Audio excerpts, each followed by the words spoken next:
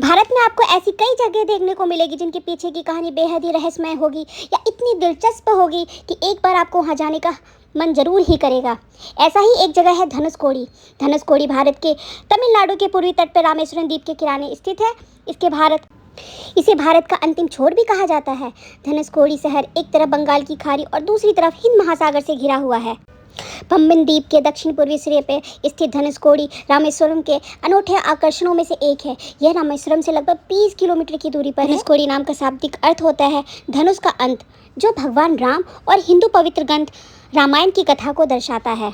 पता है दोस्तों, यह वह जगह है जहां से श्रीलंका दिखाई देती है। धनुषकोडी भारत और श्रीलंका के बीच स्थित है, जो दोनों देश के बीच एकमात्र ऐसी स्थलीय सीमा है पाक जल संधि में बालू के टीले पर मौजूद है, जिसकी लंबाई केवल 50 गज है। इसी कारण से इस जगह को विश्व लघुत्तम स्थानों में से एक माना जाता है। दिन के वक्त लोग यहाँ बहुत घूमने आते हैं, लेकिन रात होने से पहले ही लोग वापस चले जाते हैं, क्योंकि यहाँ रात में घूमना सख्त मना है। लोग शाम होने से पहले रामेश्वरम लौट जाते हैं। पता है दोस्तों, धनुषकोडी जगह को एक बहुत ही रहस्यमय और खुदा शहर भी माना जाता है। ऐसा क्यों, चलिए मैं बताती हूँ।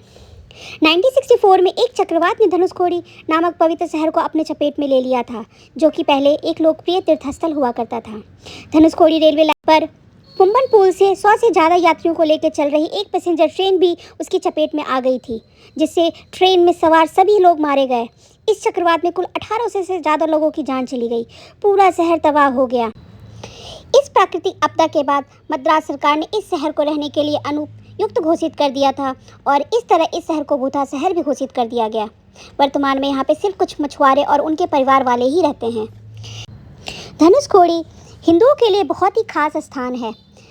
रामायण, जो कि सबसे पवित्र हिंदू ग्रंथों में से एक है, धनुषकोडी वह स्थान है जहाँ भगवान राम, भगवान लक्ष्मण, भगवान हनुमान और वानर सेना ने देवी सीता को बचाने के लिए लंका तक एक पुल का निर्माण किया था, जो राक्षस रावण की कैद में थी।